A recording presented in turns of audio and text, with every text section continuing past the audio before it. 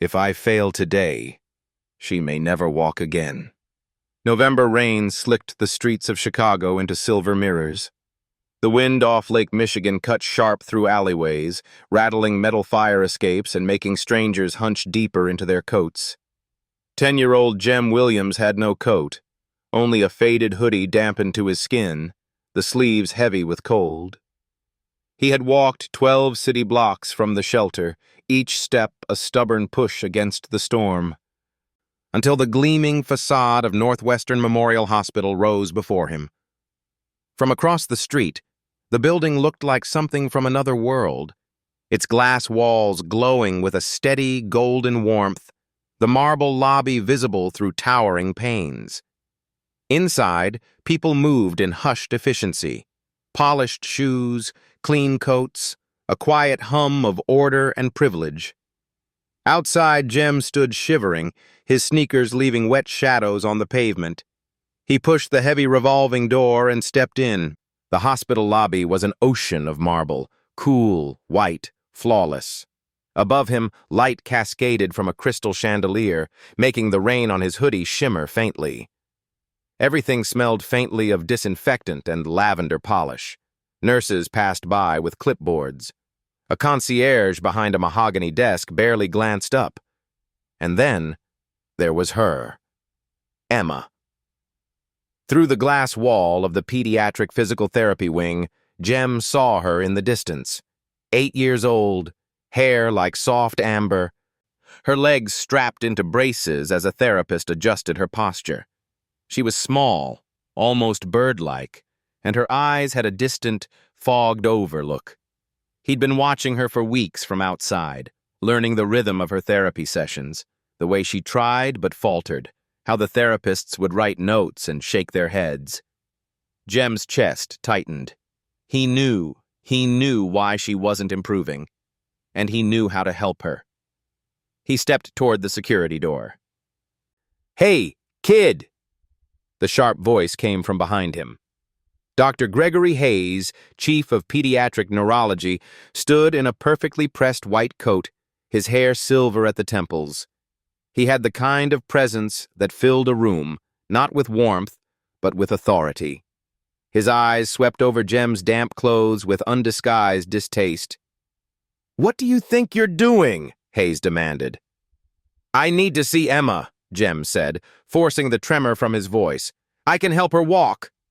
Hayes gave a short, humorless laugh.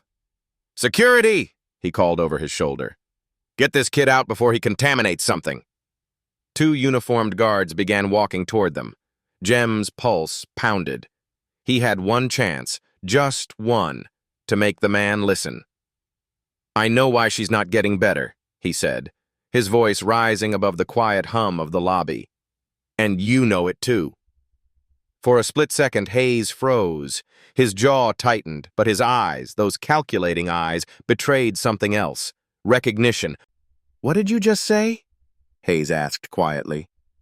Jem took a step closer, the marble cold beneath his soaked sneakers.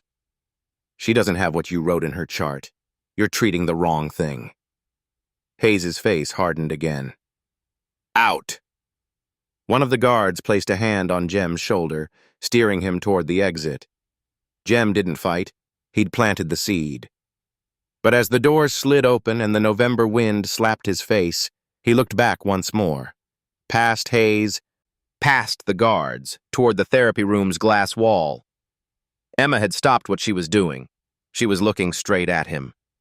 And for the first time in all the weeks he'd watched her, her eyes were wide, awake, as if some unspoken connection had passed between them through the glass.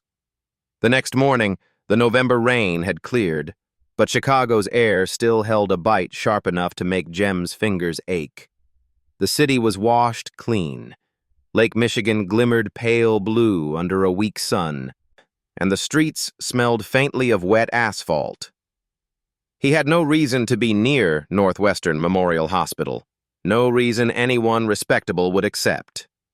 And yet, by mid-morning, he was standing again at the edge of the pediatric wing's therapy hall, separated from the place he wanted to be by a thick pane of glass.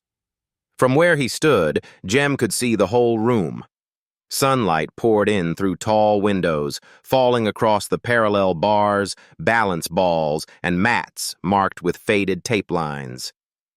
The scent of antiseptic seeped faintly through the automatic doors whenever they opened to admit a nurse or therapist. But Jem wasn't interested in the room, only in the girl at its center.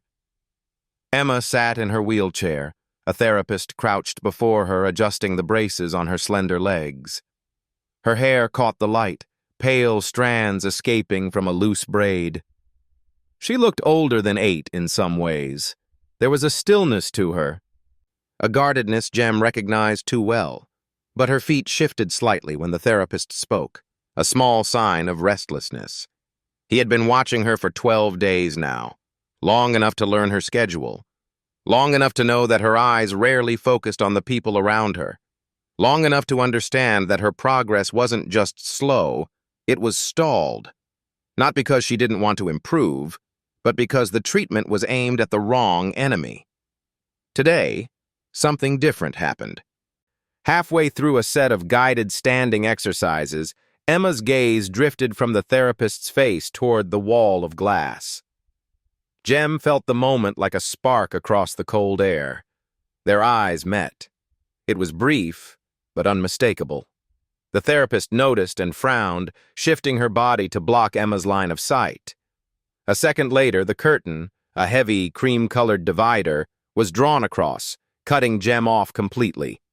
Jem exhaled slowly, resisting the urge to slam his palm against the glass. Instead, he took a step back into the hallway, letting the ebb and flow of hospital staff carry on around him. He would wait. Waiting was something he had learned in the shelter, in the streets, in life itself. At noon, the therapy session ended. The curtain was pulled back, and Emma was wheeled out by a nurse toward the elevators. She didn't look toward the glass this time, but Jem noticed her shoulders turn slightly, just enough to suggest she was aware of him. Dr. Hayes walked behind them. His stride clipped, his expression unreadable. He didn't so much as glance at Jem, but Jem saw the small tightening of the man's jaw. Hayes knew he was still here, and Jem was fine with that. Let the man stew. The days that followed settled into a quiet rhythm.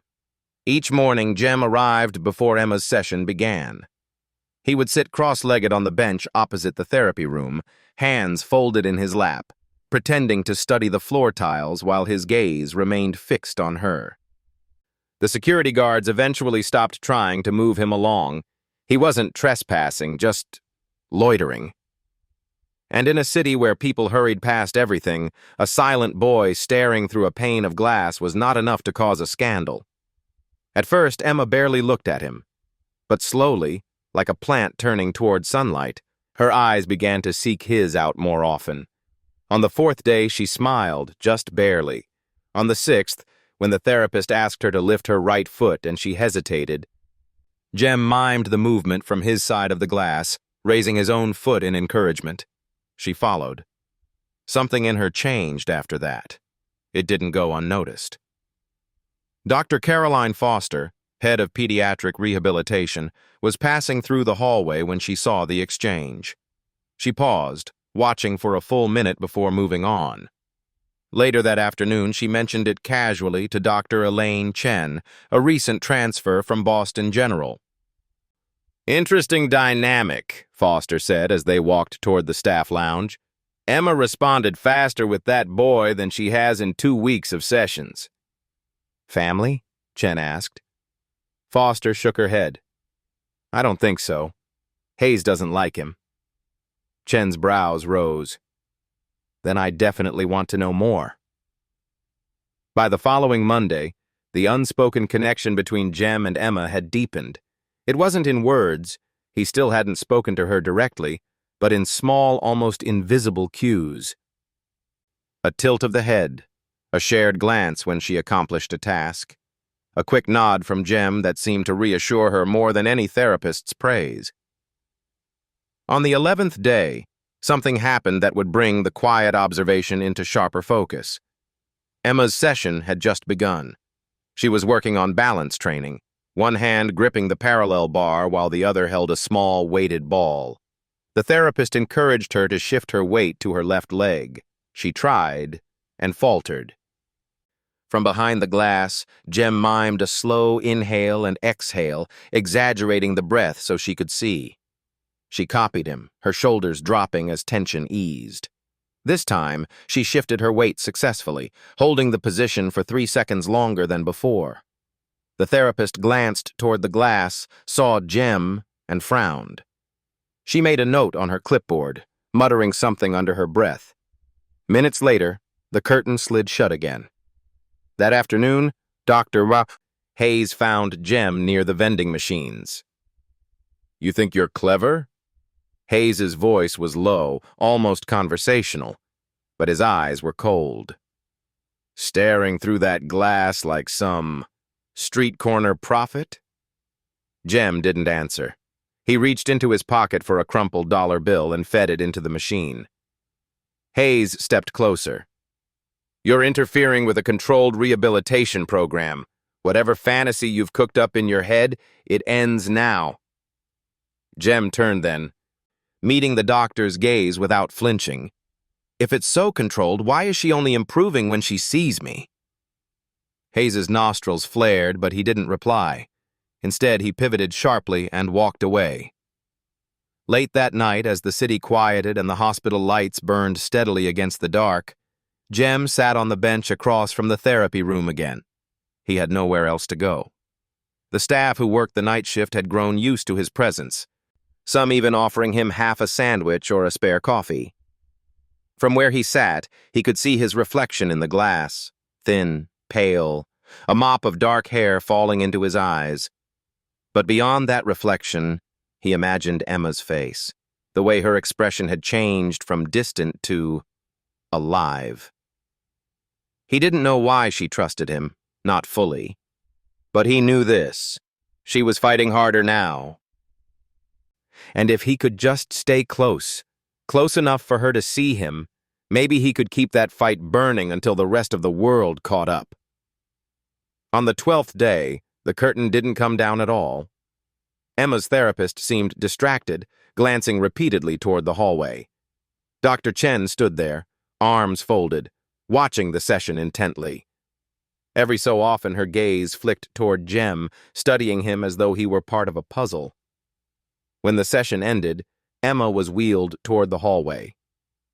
This time, as she passed the glass, she lifted one hand slightly, more a twitch than a wave, but deliberate.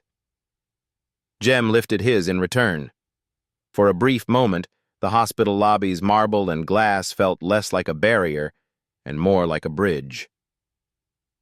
That evening, Jem sat outside on a bench near the hospital's east entrance.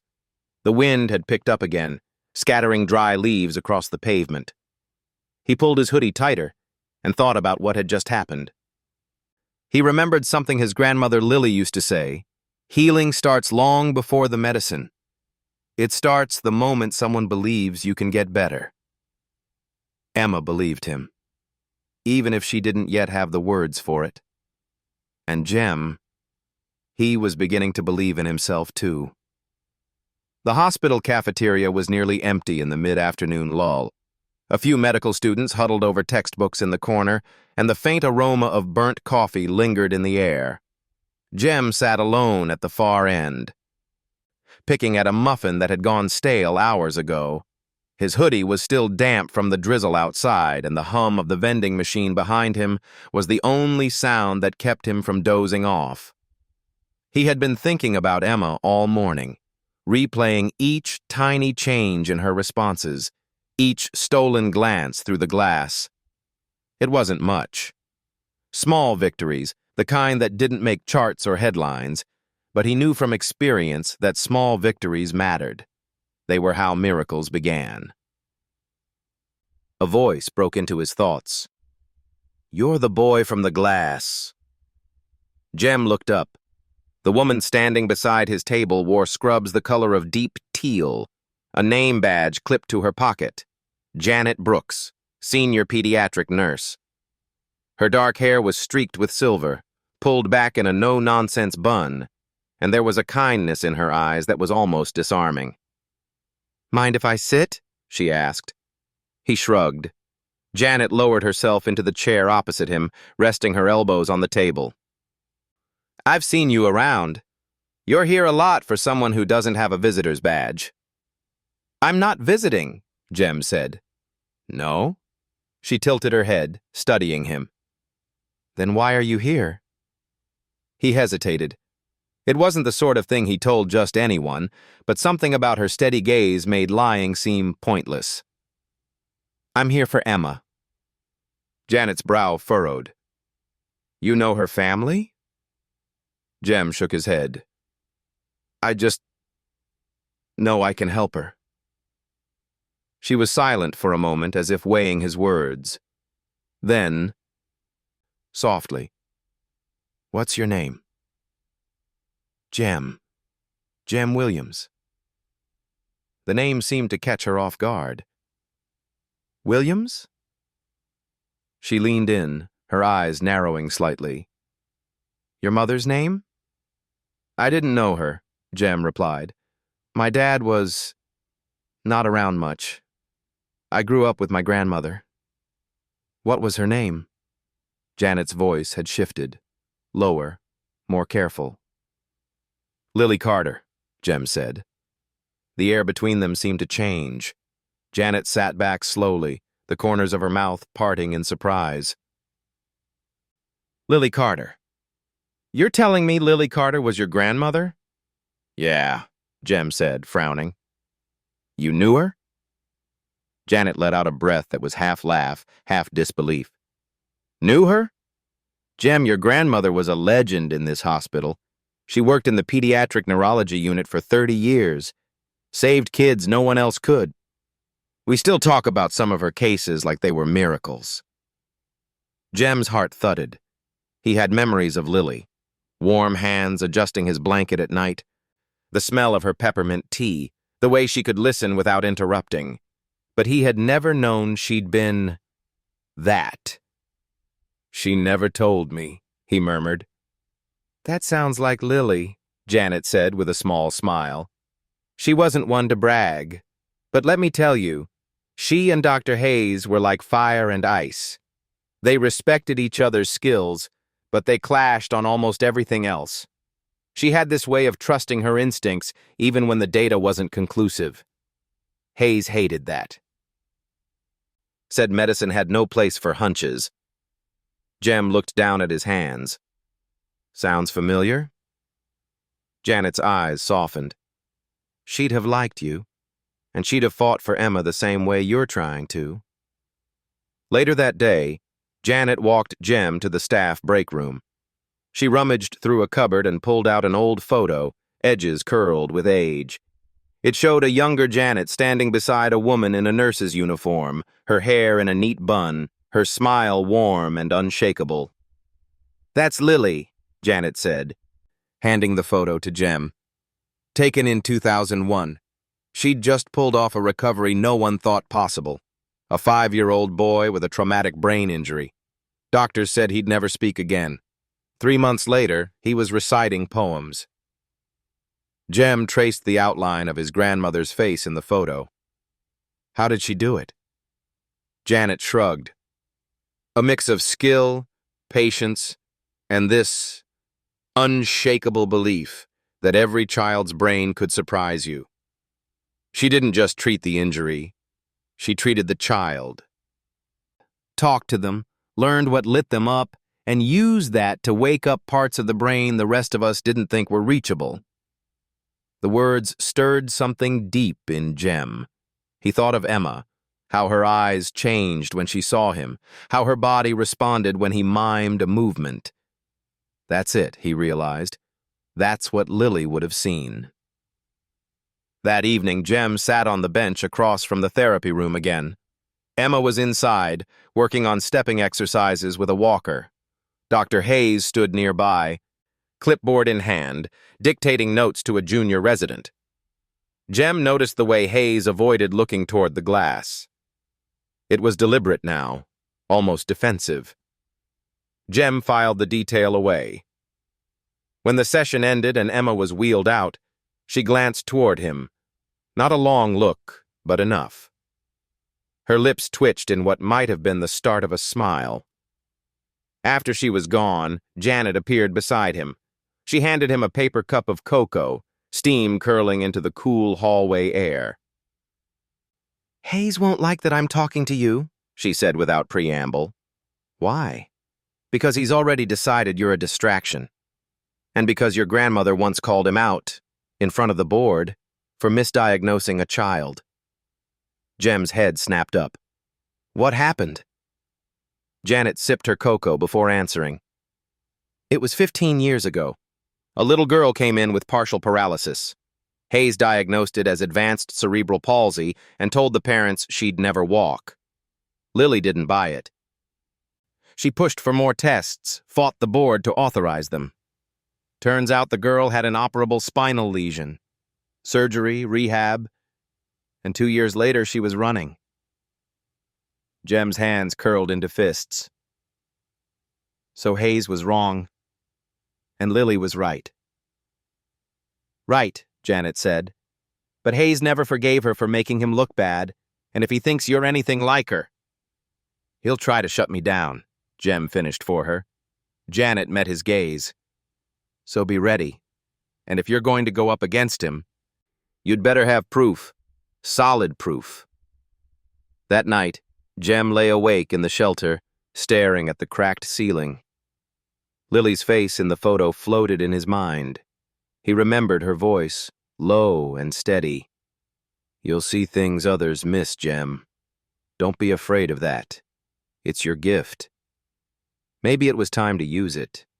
Not just for himself, but for Emma. And maybe in doing so, he could honor the legacy of the woman who had believed in him before he even understood what that meant. The day began with the sterile hum of fluorescent lights and the quiet rhythm of nurses' shoes on polished linoleum. Jem was already in his usual spot outside the therapy room when Emma arrived. He gave her the smallest nod. She returned it, barely, but her eyes lit up in a way that hadn't been there weeks ago. Today, though, Jem wasn't just here to watch. He had a plan. For days, his mind had been working in the same way he had seen his grandmother work in the few memories he had of her, turning over symptoms, patterns, reactions like pieces of a puzzle. He'd been reading at the public library until it closed, poring over old medical journals, case studies, and neurology textbooks scavenged from the donation bin. And now he was certain. Emma did not have severe cerebral palsy. Her movement patterns were inconsistent with it. He'd seen the way she could momentarily control her toes when engaged, the fleeting voluntary contractions in her quadriceps. In cerebral palsy, of the severity Hayes had diagnosed, such voluntary movement was either absent or minimal, and certainly not elicited by something as simple as visual encouragement. No, Jem thought. This was something else, something reversible. The words had a name: Neuromotor Disconnection Syndrome, NMDS. A rare but documented disorder in which neuromotor pathways, especially between the cerebral cortex and spinal cord, were disrupted functionally, not structurally.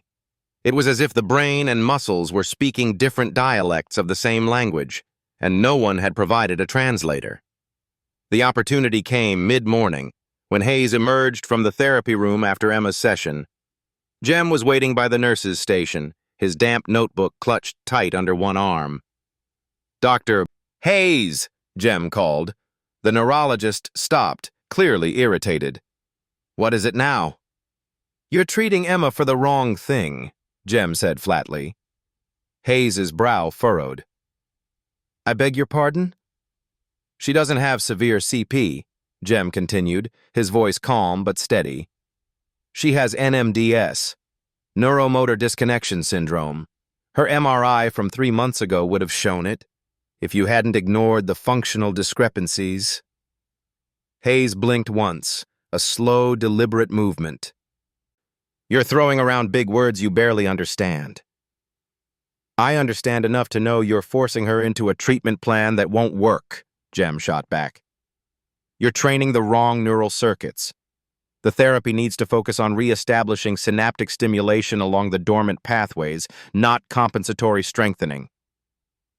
A nurse passing by froze, glancing nervously between them. This was not the sort of conversation anyone dared to have with the chief of neurology in the middle of the hall. Hayes's voice dropped, icy. This is exactly the kind of interference that will get you removed from the premises. Go ahead, Jem said, lifting his chin. But you'll have to live with the fact that you wasted months of her life. The confrontation drew attention. Dr. Chen, who had just stepped out of a consult room, caught the tail end of Jem's words and slowed her pace, eyes narrowing. "What's going on?" she asked. Hayes turned toward her, visibly composing himself. "This boy is making unfounded medical accusations." "They're not unfounded," Jem interrupted, flipping open his notebook. The pages were filled with tight, neat handwriting and rough sketches of muscle groups, synapse diagrams, and therapy session observations. "I've tracked her voluntary movements for the last 3 weeks. Look, right toe flexion on day 5 sustained for 2.3 seconds. Bilateral knee extension on day 11 after visual cueing. That's not consistent with her charted diagnosis." Chen stepped closer, scanning the notes. "Where did you get this information?" "I watched her," Jem said simply. "Every day." Hayes snatched the notebook from Jem's hands and snapped it shut. "Enough. You've crossed a line." "What line?" Jem demanded. "The one where someone actually notices what's in front of them?" Hayes's lips pressed into a thin line. "Security will escort you out," Chen's voice cut in. "Not so fast, Gregory." He froze. "I'd like to see Emma's most recent MRI," she said. "That's confidential," Hayes replied. "Not to attending physicians," Chen countered. "Or did you forget I'm one of them now?" The moment stretched. Jem could see Hayes calculating his next move, the way a chess player stalled for time, but the set of Chen's jaw said she wasn't backing down. Finally, Hayes muttered, "Fine," and stalked off toward radiology. Chen turned to Jem. "If you're wrong, this will end badly for you." "If I'm wrong," Jem said quietly, "Emma keeps suffering. I'm okay with those odds." An hour later, in a dimly lit viewing room, Chen examined the MRI images on the monitor. Hayes stood stiffly beside her, arms crossed. Jem leaned against the doorway, heart pounding. "There," Chen said, pointing to a series of coronal slices. "Minimal paraventricular leukomalacia. No significant cortical lesions, but reduced activation in the corticospinal tract during functional MRI. That's unusual." "Artifact," Hayes said curtly. Chen shook her head. "Not across multiple sequences. This could support a functional disconnection. NMDS is rare, but it fits." Jem allowed himself the smallest exhale. Hayes's glare cut toward him. Even if that were true, unproven therapies won't help her. "Unproven doesn't mean impossible," Jem replied. "It means no one's tried hard enough." Hayes stepped forward, his voice low but venomous. "You think you're some savior because you learned a few terms and scribbled in a notebook? You're a child. This is a hospital, not a fairy tale." Jem met his gaze. "Then why are you afraid I might be right?" The silence that followed was sharp enough to cut. Chen broke it. "Gregory, I want her reevaluated tomorrow morning. If there's even a chance her prognosis could improve, we owe her that." Hayes's jaw tightened. "Do what you want," he said, and walked out. Jem watched him go, then turned to Chen. "You believe me?" "I believe your eyes caught something the rest of us overlooked," she said. "That's worth listening to." That night, Jem sat on his bench outside the therapy room, notebook back in his hands. Chen had retrieved it for him. He ran his fingers over the worn cover, thinking of Lily, of the way she would have faced Hayes without blinking. This isn't over, he thought. Not until Emma walks. The morning after the MRI confrontation, the air in the hospital felt charged, like the tense stillness before a storm. Nurses moved briskly, avoiding eye contact in the hallways. Residents whispered in corners. Jem sensed it the moment he stepped through the revolving doors. Hayes was already working behind the scenes to shut him out. But Jem had no intention of backing down. Emma's reevaluation was scheduled for late morning, and Jem knew Hayes would be there, clipboard ready, waiting for any chance to discredit him.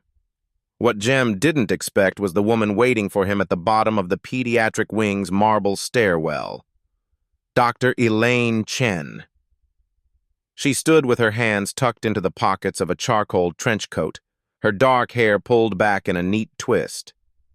There was something about her presence, calm, deliberate, that made people instinctively listen when she spoke. Jem had noticed it yesterday in radiology. She didn't raise her voice, yet her words carried weight. "I was hoping you'd come early," she said. Jem stopped a few steps from her. "Why?" "Because I wanted to talk to you without Gregory hovering." He tilted his head. "Why do you care?" Her mouth curved slightly, though not into a smile. "Because I trained with him years ago. I know what he's capable of, and what he's willing to overlook if it threatens his reputation." They sat on the cool stone steps off to the side, away from the flow of patients and visitors. Jem kept his hands wrapped around the notebook in his lap. Chen leaned forward. "I reviewed your notes again last night. You're observant, more than most interns I've supervised. And you're right. Emma's presentation doesn't match the severity of CP in her file. So you believe me? I believe you've seen something real. But belief isn't enough here. This place runs on data, on consensus. If you want to change her treatment, you need both." Jem frowned. "Data means tests, and Hayes controls the tests." "Not all of them," Chen said. "There's a portable EMG unit in the neuro rehab lab. It measures muscle activation during movement. If we could run a few trials quietly, he'll find out. Not if we move fast." She glanced toward the hallway. "But you need to be sure I'm not just using you. So ask me whatever you need to." Jem studied her face. "Why are you doing this? You could just keep your head down." "I didn't become a doctor to keep my head down," Chen said simply. "I've seen too many kids written off because their progress didn't fit the standard model.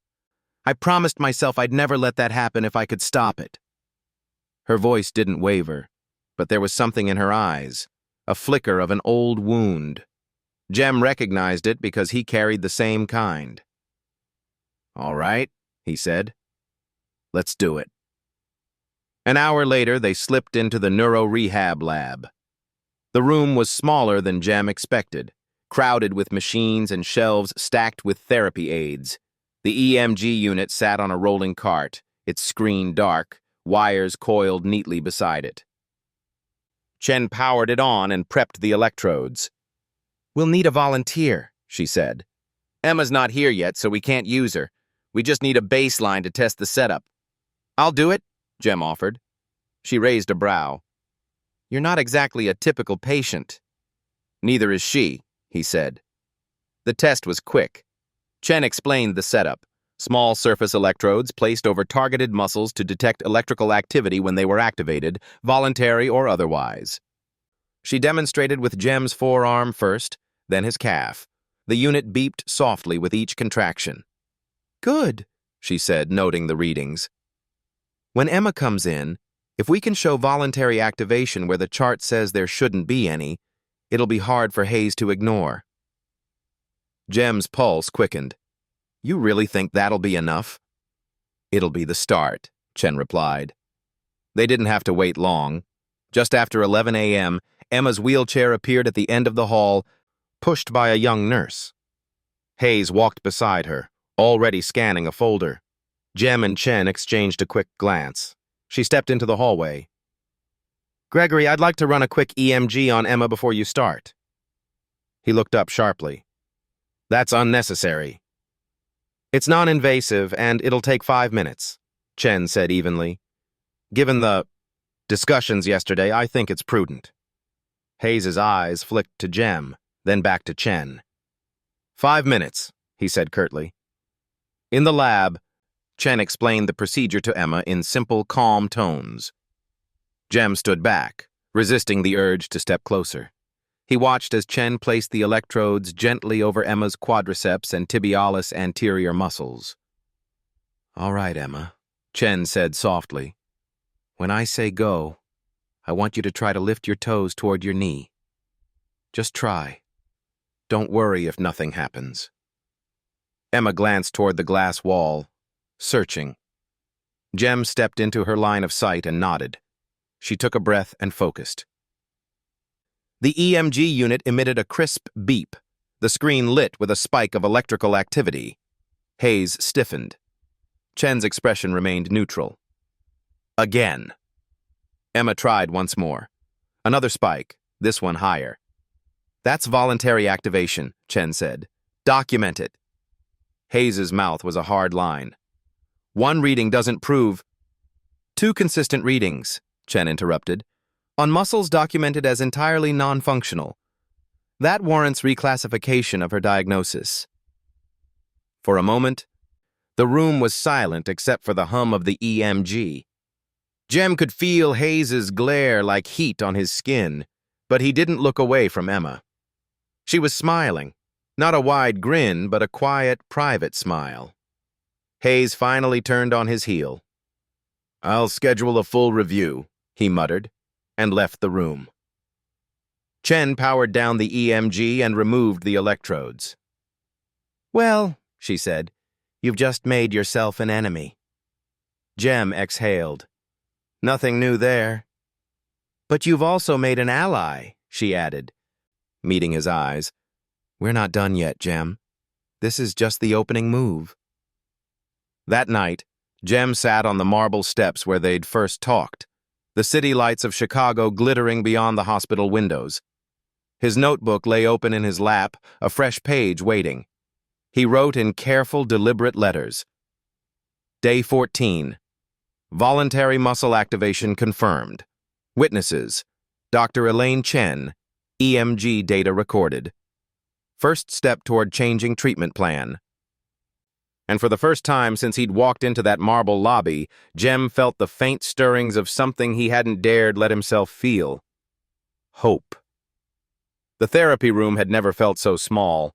Normally it was a place of measured routines, stretching, balance work, the soft encouragement of therapists. But today it was crowded with white coats and curious eyes. Word had spread. Dr. Foster herself had called an impromptu demonstration after reviewing Dr. Chen's EMG data. Jem stood near the wall, notebook in hand, his heart pounding like a drum in his chest. He was used to being invisible here. Today, every pair of eyes was on him. Foster stepped forward, her tone brisk. Williams, you've got 5 minutes. No more. Show us what you think you can do. 5 minutes. The words dropped into his stomach like ice. Hayes stood to one side, arms crossed, expression carved from stone. Chen stood on the other, hands behind her back, her gaze steady on Jem as if to say, Focus. You've got this. Emma sat in her wheelchair in the center of the room, braces on her legs, her hands folded nervously in her lap. She glanced toward the door, then toward the wall of glass. There was no curtain today. Foster had insisted it stay open. Jem stepped closer, lowering himself to eye level with Emma. Hey, he said softly, so only she could hear. It's just you and me. Forget everyone else. Her eyes flicked toward the semicircle of doctors and nurses, then back to him. I'm going to ask you to do something different, Jem said. Not like the usual therapy, just watch me and copy, okay? She nodded, almost imperceptibly. Foster's voice cut through the air. Time starts now. Jem inhaled, steadying himself. All right, Emma. Lift your right toes toward your knee. Just a little. She hesitated. Look at me, Jem said, raising his own foot in slow motion. Her gaze locked on his. Slowly, her toes twitched upward. The movement was slight, but it was voluntary. A murmur rippled through the room. Foster glanced at the physical therapist beside her, who was already jotting notes. Jem kept going. Good. Now press your heel into the floor, like you're squashing a bug. Emma smiled faintly at the image, then pushed her heel down. Another voluntary contraction. Quadriceps activation, one of the residents whispered. Jem didn't look away from her. Now try this. Bend your knee just a little, like you're pulling your foot toward your chair. Emma's hamstrings engaged, visible in the subtle shift of muscle beneath her skin. The EMG data from yesterday had hinted at it. Now it was happening in front of a room full of witnesses. 2 minutes left, Foster said. Jem nodded. Emma, stand with me, just for a moment. The therapists looked uneasy. She can't, one began. Yes, she can, Jem said firmly. I'll help. He slid his hands gently under her elbows. On 3. 1, 2, 3. Emma pushed through her legs, braces clicking softly. Her knees locked briefly, holding her upright for 3 full seconds before she sat back down. The room went utterly silent. Foster broke it. Again. Emma repeated the motion, this time with more control. Hayes shifted his weight, jaw tight. This proves nothing long-term. It proves capacity, Foster countered. Capacity changes everything. 30 seconds, Foster said. Jem crouched beside Emma one last time. Last one. When I tap your knee, kick forward like you're kicking a ball. He tapped gently. She kicked.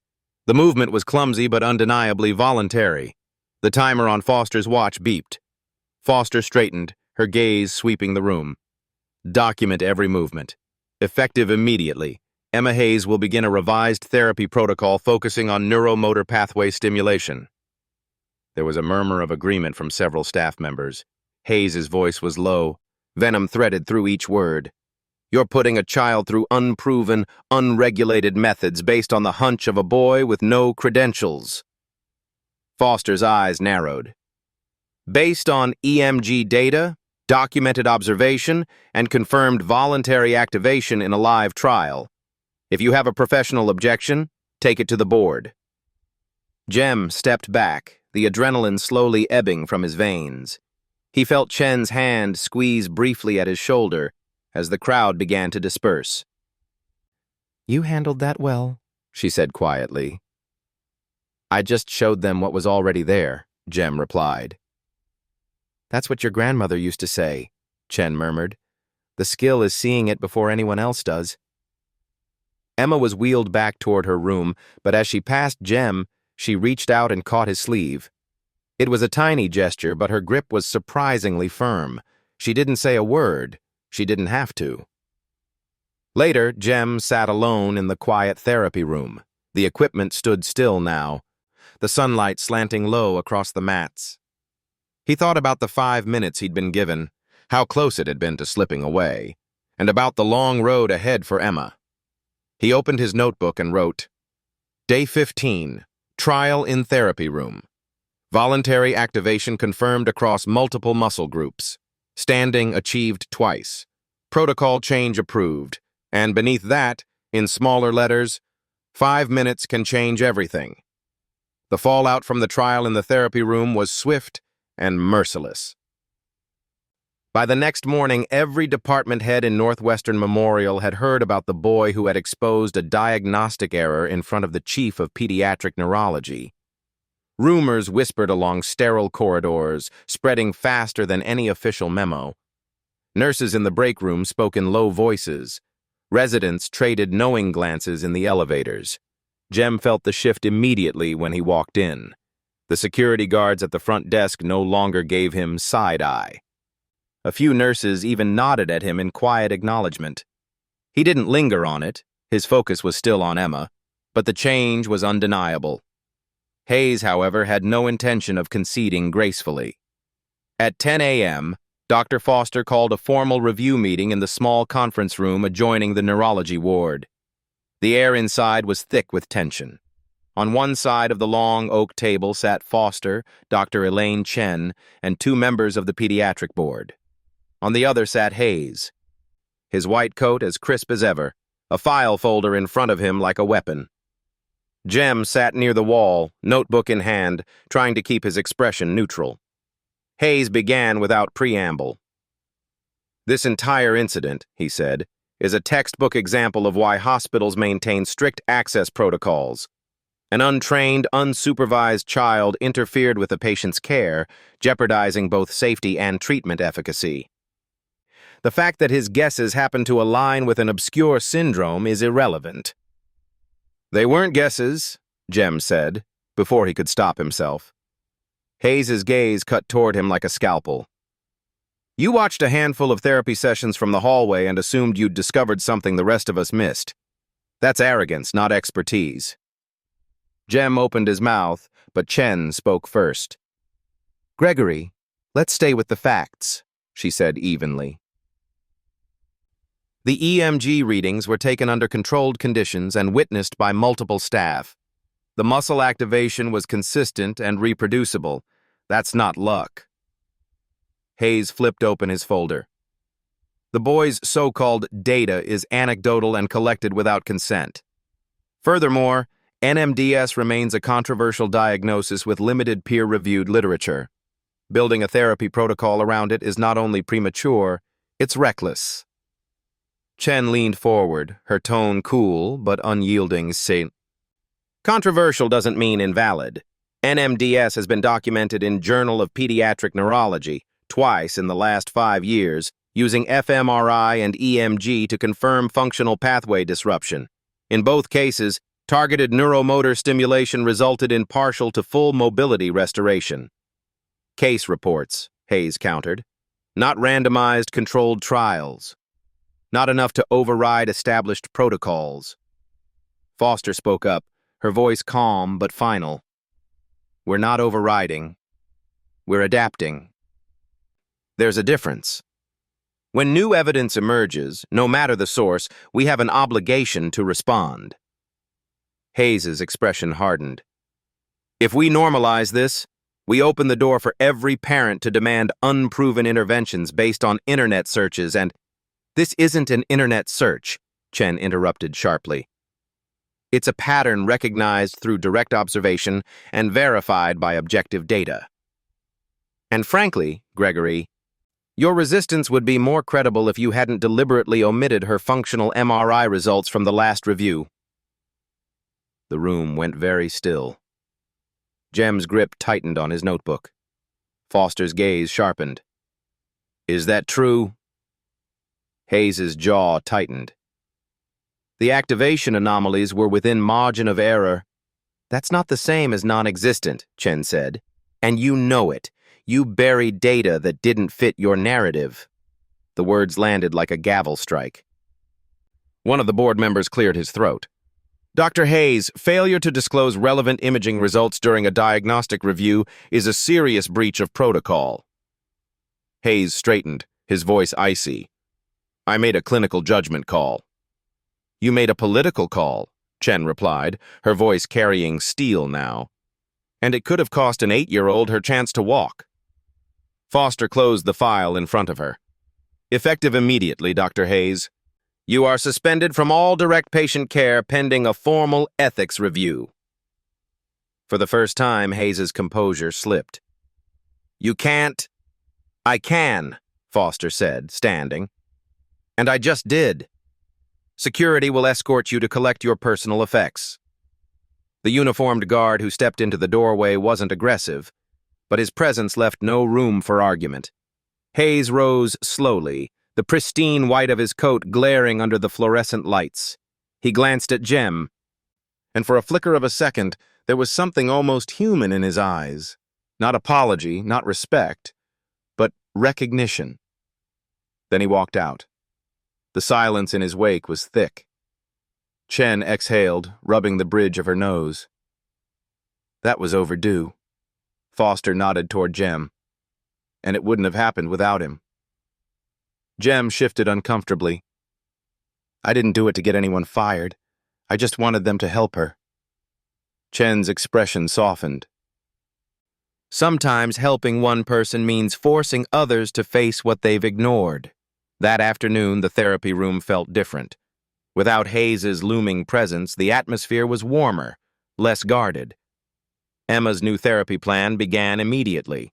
Short, focused bursts of neuromotor stimulation, visual cueing, and guided repetition. Jem was allowed inside the room now, officially, as part of the patient engagement protocol Foster had signed off on herself.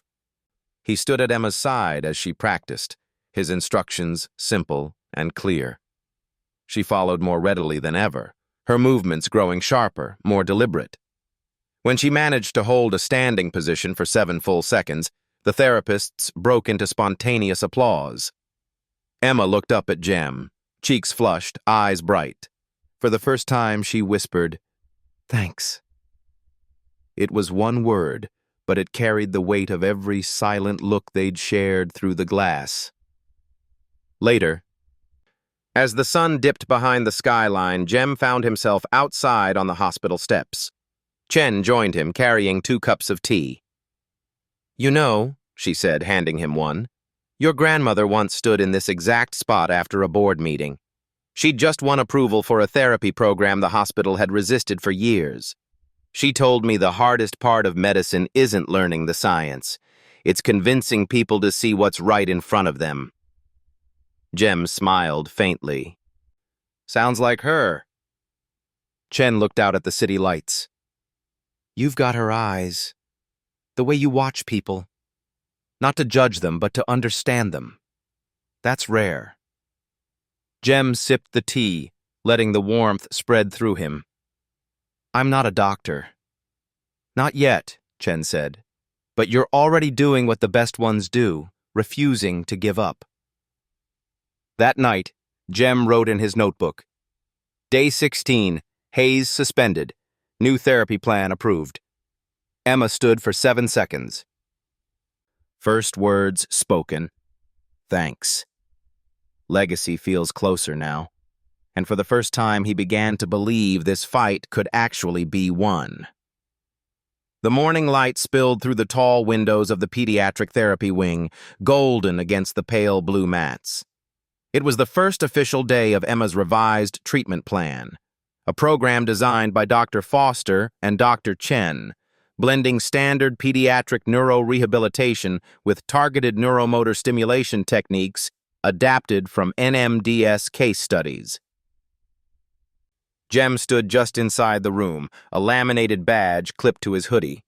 It read in bold letters, "Junior Clinical Consultant, Pediatric Neurorehabilitation." Foster herself had handed it to him the night before. "You've earned the right to be here," she'd said. "Use it well." It wasn't just a badge. It was proof that he was no longer an outsider peering through glass. He belonged in the room now. Emma sat in her wheelchair near the parallel bars, braces fitted snugly over her legs. She looked at Jem, then at the badge, and a faint smile touched her lips. "You ready for this?" Jem asked quietly. She nodded. Dr. Chen stood on one side of the bars, a physical therapist named Marissa on the other. Foster observed from a few feet away, arms folded, her eyes sharp, but not unkind. "All right, Emma," Chen said in a calm, steady voice. "We're going to start with weight-bearing. Jem will give you the visual cues. Marissa and I will support your balance." Jem crouched in front of her, his gaze steady. "Okay, first cue, toes up." Emma's right foot flexed upward, a small but deliberate movement. The EMG sensors taped to her leg beeped in confirmation. "Good," Jem said. "Now heel down, press the mat." She obeyed, her heel making a soft thud against the foam. They worked through the sequence: flex, press, extend, building rhythm. Jem kept his instructions simple, his tone encouraging, but never rushed. After 10 minutes, Chen said, "Let's try standing." Marissa positioned herself behind Emma, hands on her hips, while Jem knelt at eye level. "On 3, Jem said. 1, 2, 3. Emma pushed through her legs. The braces clicked faintly, and for a moment she hovered between sitting and standing. Jem's hands stayed light on her forearms, guiding but not lifting. Then she straightened fully, knees locked. The EMG unit beeped in a steady pattern, confirming sustained muscle activation. 7 seconds, 8, 9. Foster's voice broke the silence. "That's long enough. Sit her down before fatigue sets in." Emma lowered herself slowly into the chair.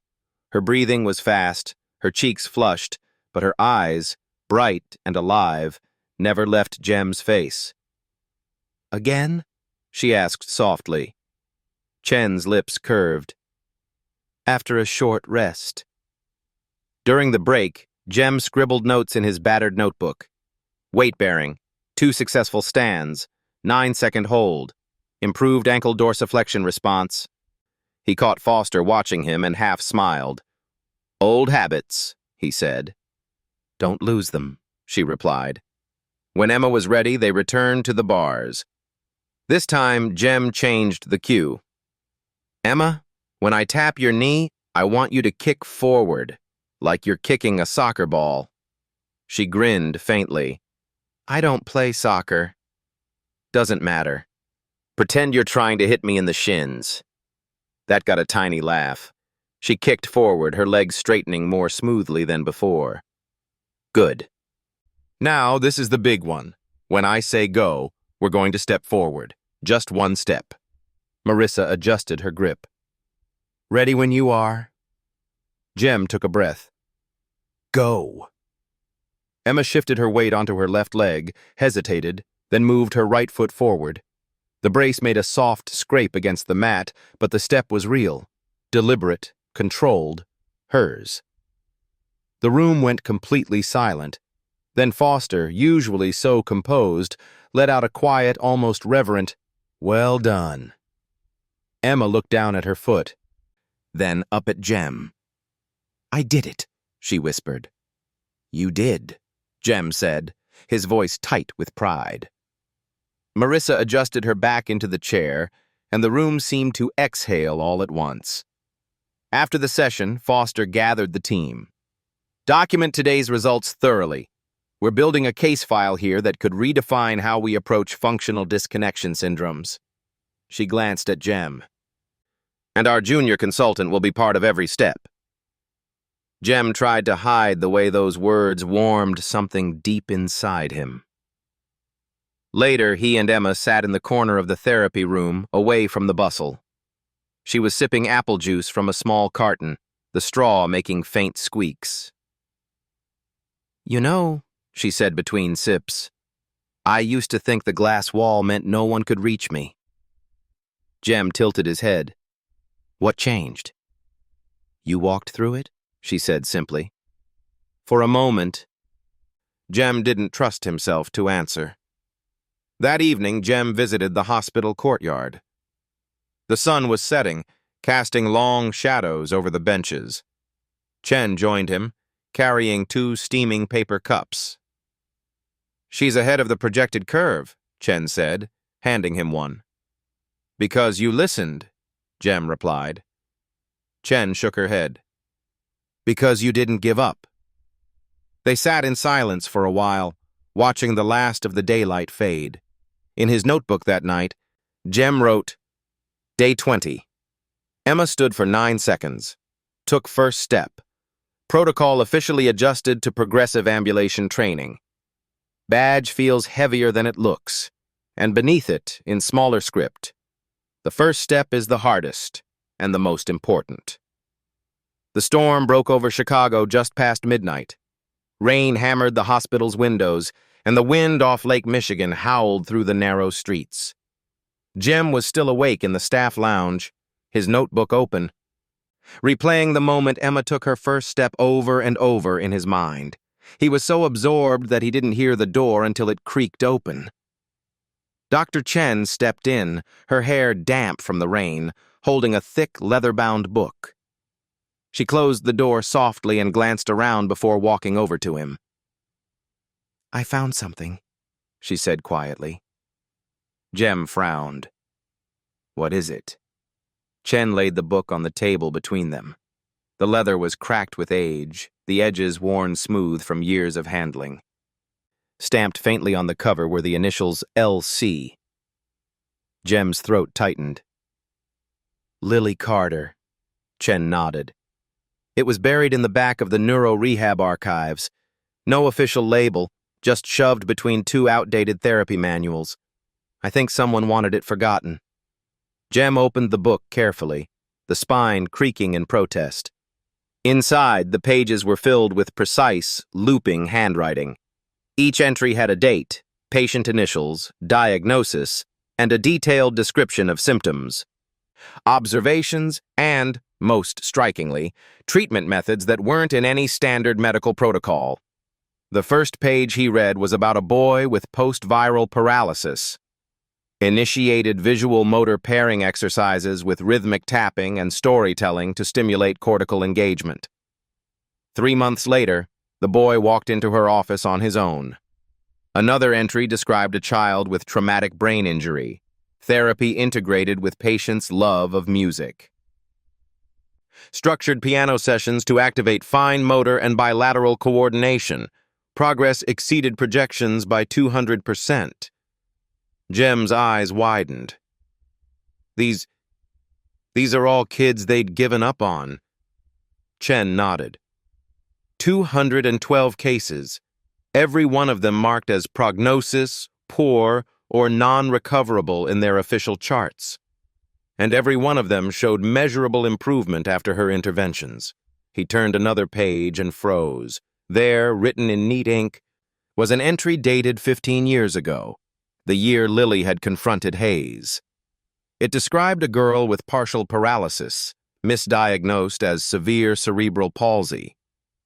The methods Lily recorded, targeted neuromotor stimulation, visual cueing, and trust building, were eerily similar to what Jem had been doing with Emma. "She fought him before," Jem whispered. "And she won." Chen's expression softened. "Your grandmother understood something most of us forget. Medicine isn't just about data. It's about the will to see possibility where others see none." But there was more. On several pages, Lily had scrawled her frustration in the margins. Board rejected funding, insufficient clinical evidence, protocol dismissed, too unconventional, parents advised to seek palliative care.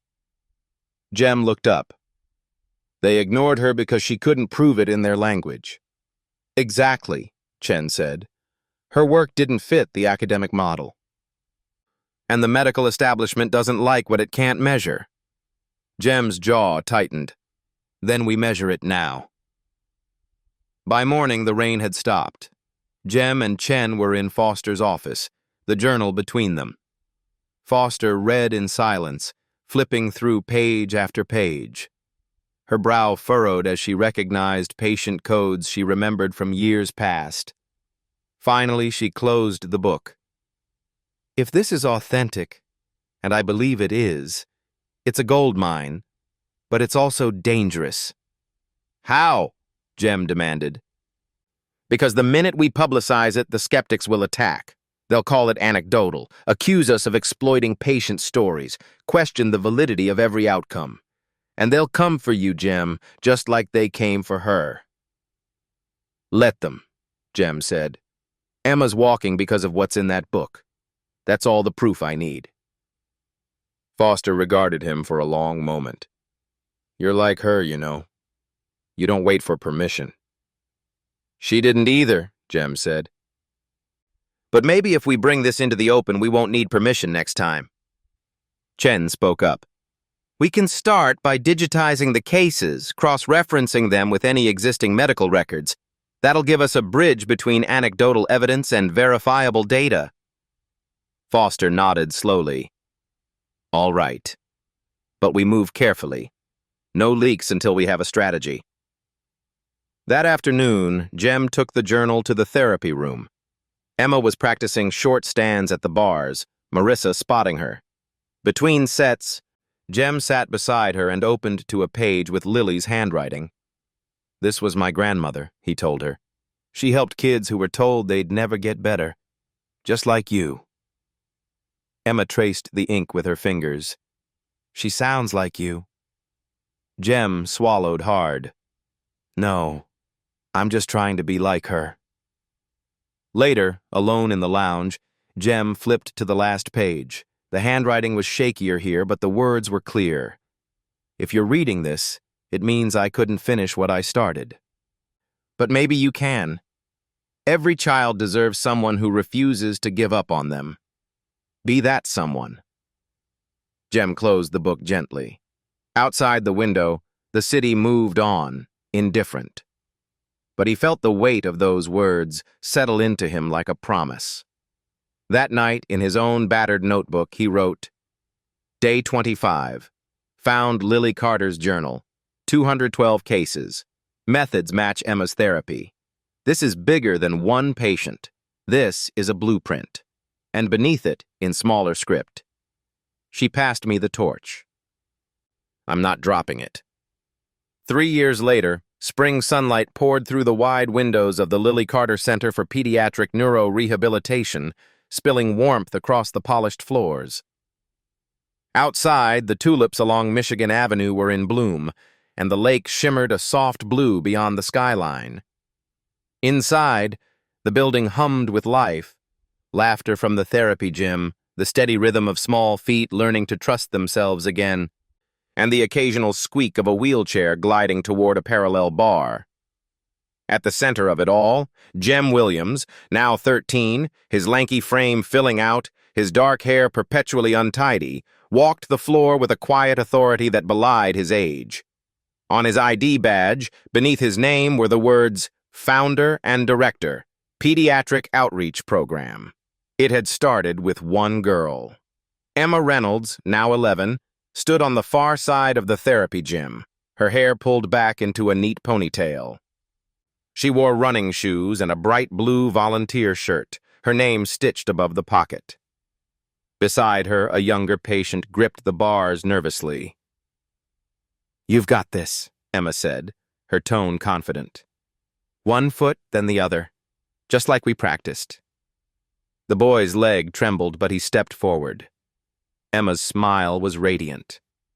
Across the room, Jem watched, a quiet swell of pride rising in his chest. After Emma's breakthrough 3 years ago, the case file Foster built, anchored by Lily Carter's recovered journal, had sparked a small but significant shift in the pediatric neurology community. The Lily Carter Center opened a year later, funded by a combination of hospital grants, private donors, and one anonymous contribution Jem suspected had come from Chen herself. Its mission was simple: combine evidence-based neuro-rehab with the kind of individualized, hope-driven approach Lily had pioneered. It was also the first center in the Midwest to formally include patient partner consultants in treatment teams. Emma was the youngest of them.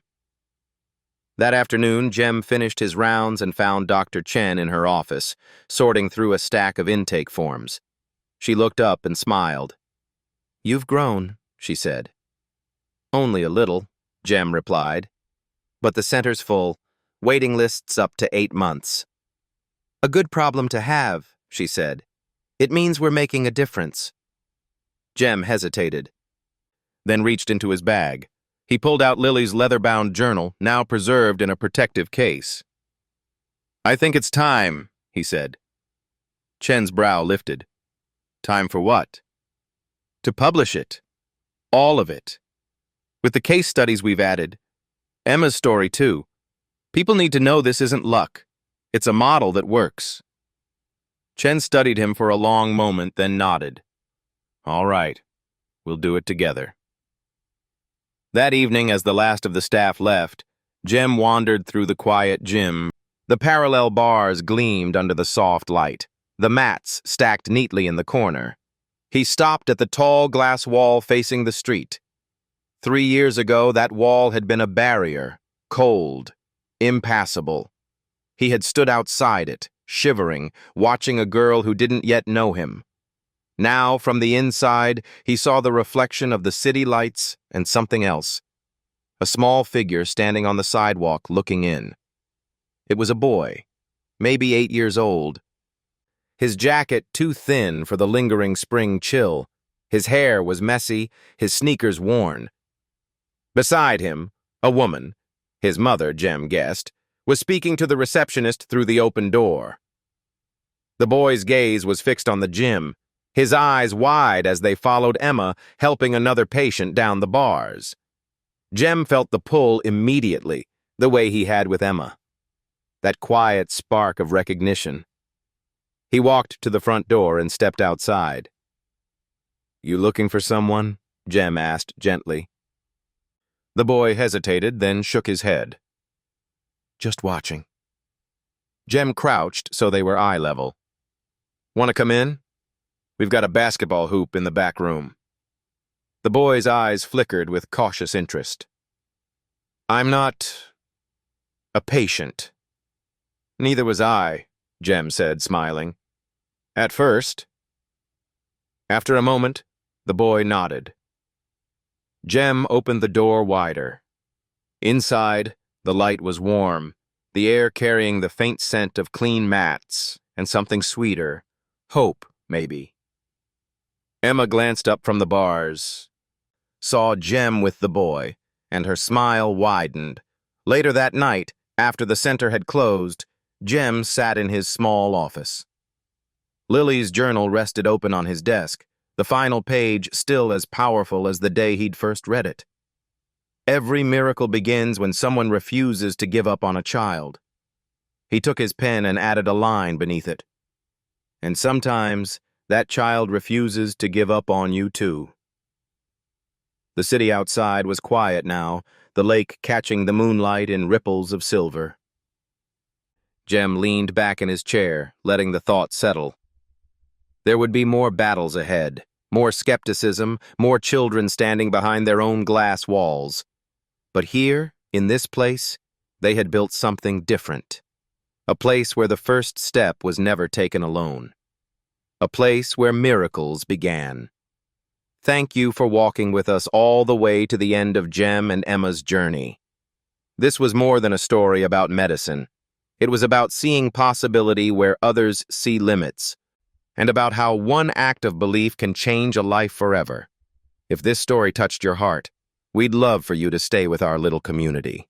Subscribe so you won't miss the next story that might just bring a little more hope to your day. Until then, take care of yourself, and never forget, every miracle begins when someone refuses to give up on a child.